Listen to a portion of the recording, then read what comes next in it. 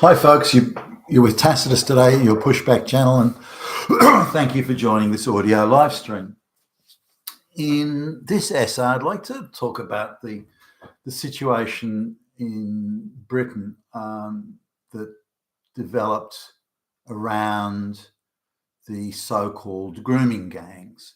Now, for those who don't know, I think it's fairly well publicised. It's widely in the public domain, but for those who don't know, it was a series of Pakistani Muslim men were using underage English white girls for the purposes of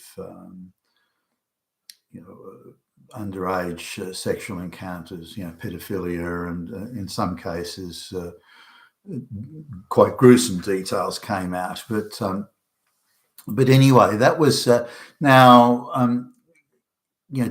the time of multiculturalism, when all Western governments were desperately and actively and aggressively and would go to all, no expense was spared, were aggressively selling the multicultural message that it's a boon, it's a benefit, it's wonderful. And if any white people have a problem with it, then they're all damn fascist Nazis, quite possibly Hitler. So this was the push. Now, it was globalist funded, inspired, and is all part of the preparation for and the increasing in the mass migration of black and brown peasants to the West. So it was merely preparing the path ahead. It was hardly put together as something that was. It wasn't sold as a benefit. It was sold, this is how it is, and if you disagree, you're a Nazi. That was the sort of the selling technique.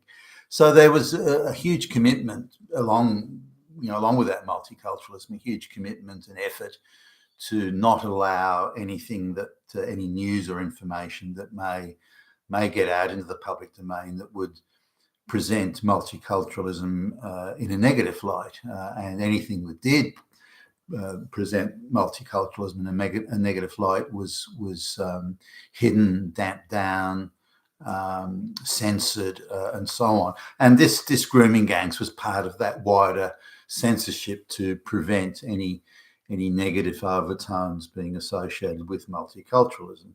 Now, the reason for this was the Grooming Gangs were almost entirely made up of Pakistani Muslim men, and therefore, if that were to come out, then it would, well, why are these people uniquely doing this?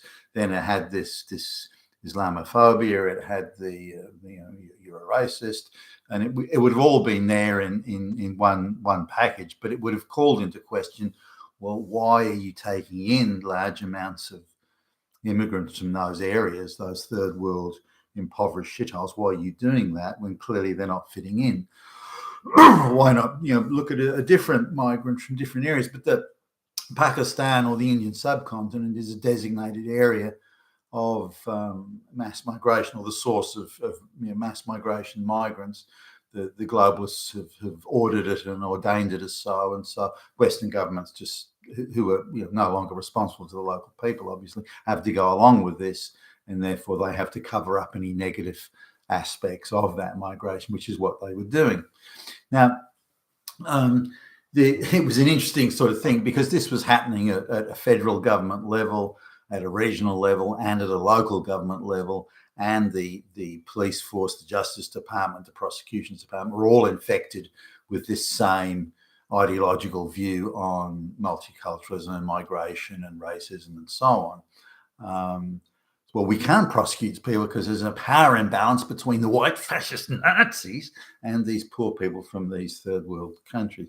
So as long as you've got plenty of people, and young women in particular, in these prosecutions departments and so on, and operatives in various organisations, NGOs and the like, then they're sort of putting, well, okay, it's not good what they're doing with this grooming gang stuff, but in the grander scheme of things, we have to accept that collateral damage because we're creating a brave new world free of Nazis.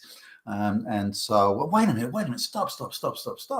Free of Nazis, you say? Well, aren't these people that are preying on these young girls? Wouldn't you say that's that sort of behaviour, that Nazi or not, is rather unacceptable. Well, it's unacceptable, sure, and it's bad, but it's not as bad as the Nazis. And so, and so it was all allowed to be sort of hidden and swept under the rug, and people that said anything were metaphorically taken out back and shot, deplatformed, lose their jobs. People that did want to prosecute and do things about it, they would find that they were being sidelined or reassigned, or other people would be brought in to replace them that did take the ideological view that multiculturalism was wonderful and white people are all evil and so on. So this all sort of went into the blender and went into the wider mix of what was going on.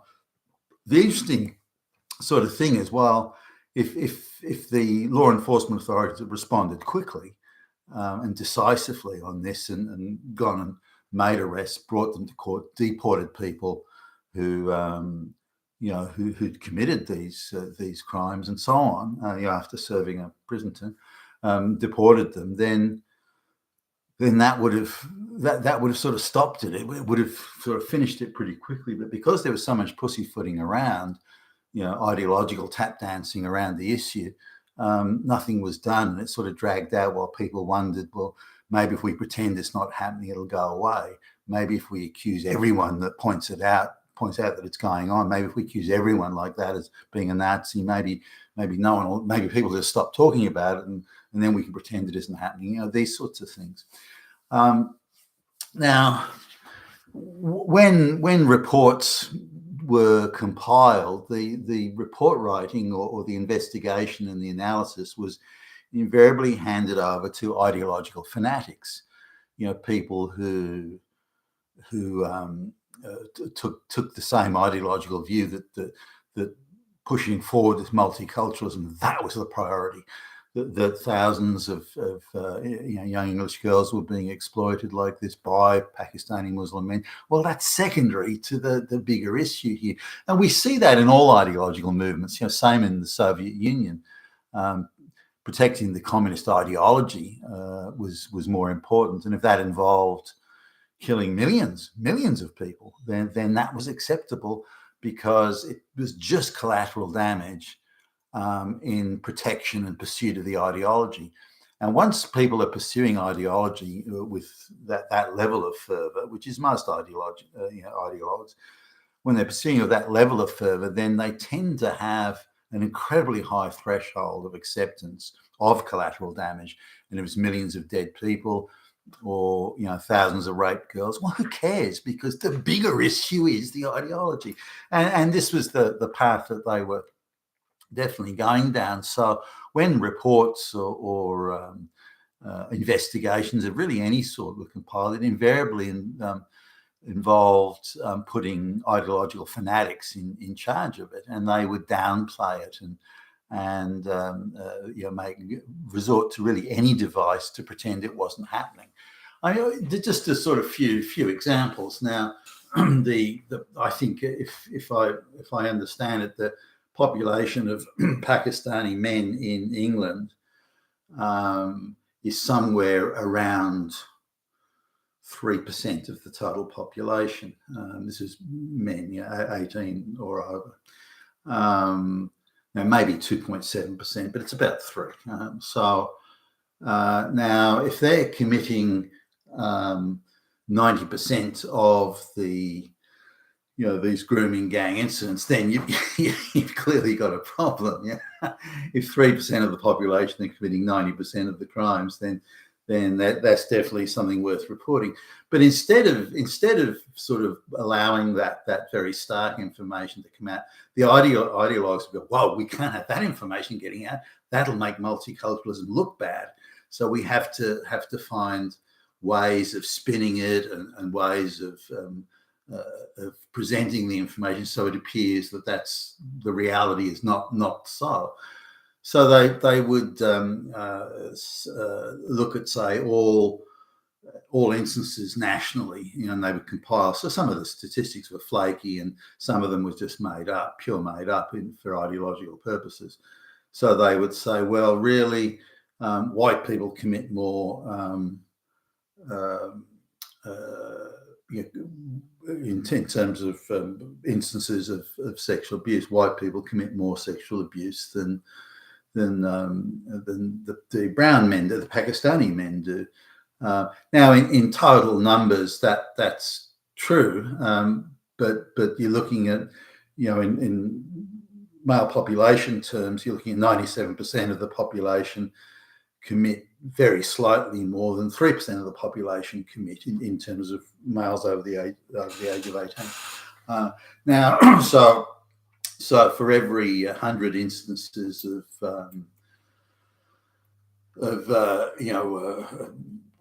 child abuse, child sexual abuse instances, for every 100 instances, 48 for example, 48 are committed by 3% of the population and 52 by the other 97% of the population.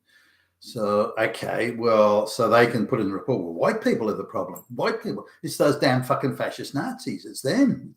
They're it. I mean, we get rid of them, the problem goes away. So that was downplayed there to say, well, this Pakistani men thing, not really a problem. Not really. The white people are really the problem. Of course, that's in proportional terms. That is an outrageous misrepresentation of the facts. But on top of that, in order to damp it down even further, they simply reclassified. So the grooming gang is people sort of set planning and in a premeditated fashion to target young white girls, under the age of 16.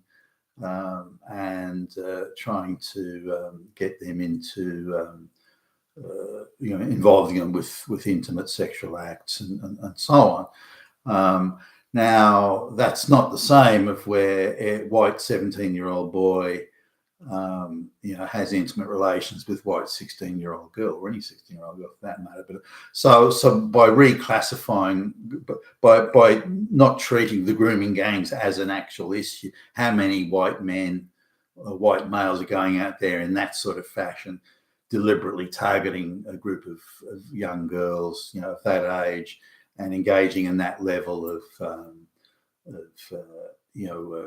seduction in terms of offering money and confectionery and all sorts of other things to these girls. So if you compare that as a category, the actual grooming, the overall grooming plan, premeditated grooming, then white people are hardly ever involved in that.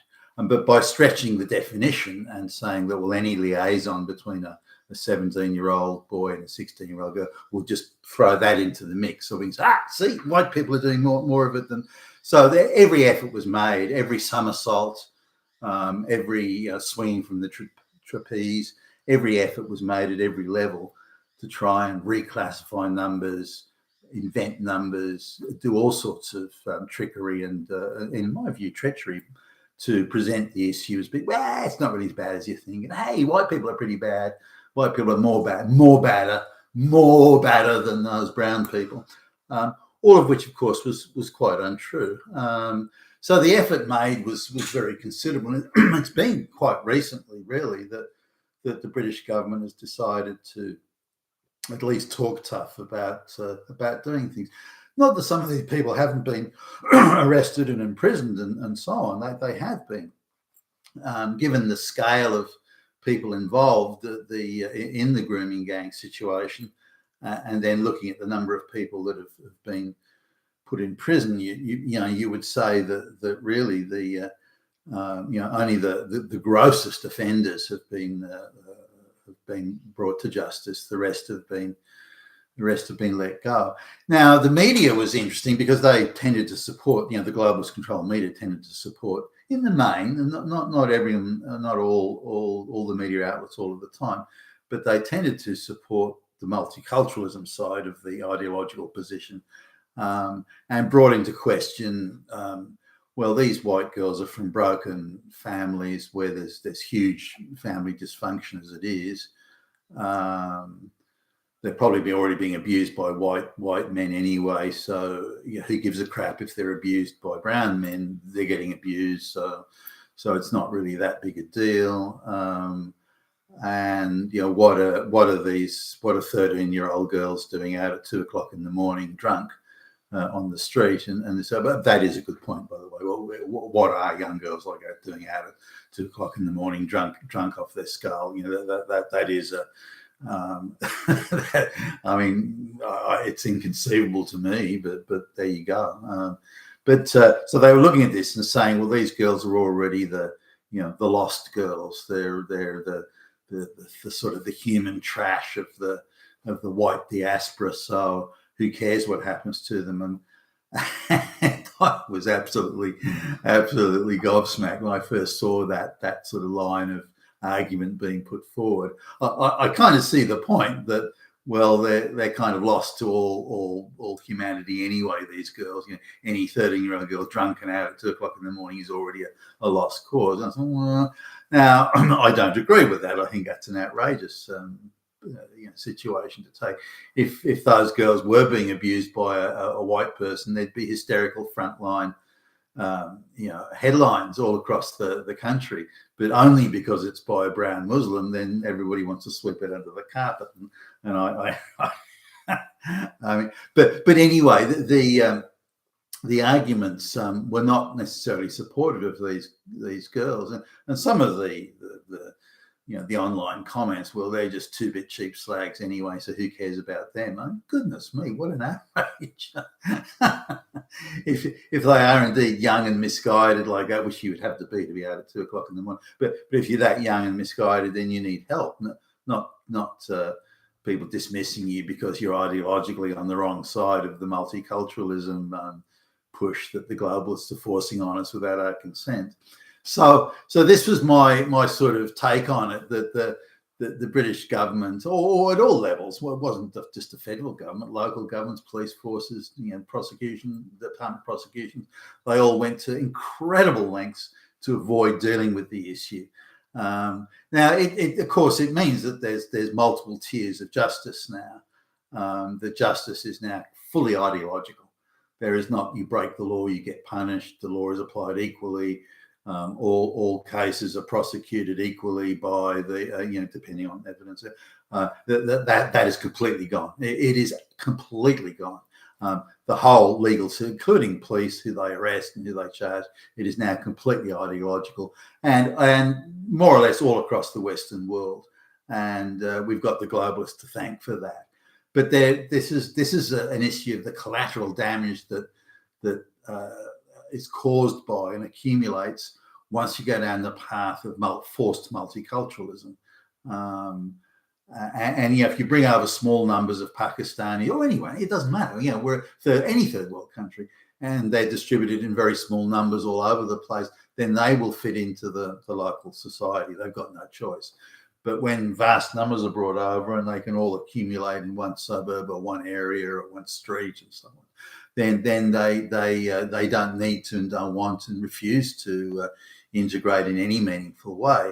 Now, for mine, my position, it's utterly unthinkable. If I saw a 12 or 13-year-old girl on the street, drunk and obviously in disorientated and so on, then I would be inclined to call the authorities and have someone. Is there someone I can call for you? Do you have a number? Can I call your folks or so? You try and sort of render some assistance. But so it's inconceivable to me that this should be happening, that it's allowed to happen, and nothing's done about it. But for people who come from a third world shithole country where you walk over dead bodies in the street, they would see it very differently, where they've got a completely different set of morals. So as a 13-year-old girl walking around the street in a night clubbing type outfit, then they would assume, well, you've been given up into the you're lost. You've been given up. There's no one to look out for you, no one protect you. You have no morals. You have nothing, and therefore I can use you for my gratification. The third world brown person may think. Again, they walk over dead bodies in the street in their country. So think of that difference of the concept of life and life longevity and the sanctity of human values and this sort of thing. To me, it's inconceivable. To many like me, it is, but to them, it's not. They don't see it that same way, and this is why multiculturalism is such a challenge. One that I don't think will ever be ever be properly or fully dealt with or successfully dealt with. In order to make multiculturalism work, so many other things have to be moved around and changed. And one of these, among these rather, is a multi-tiered system of law and justice. And what a tragedy that is. You've been with Tacitus today, your Pushback channel. Thank you for listening.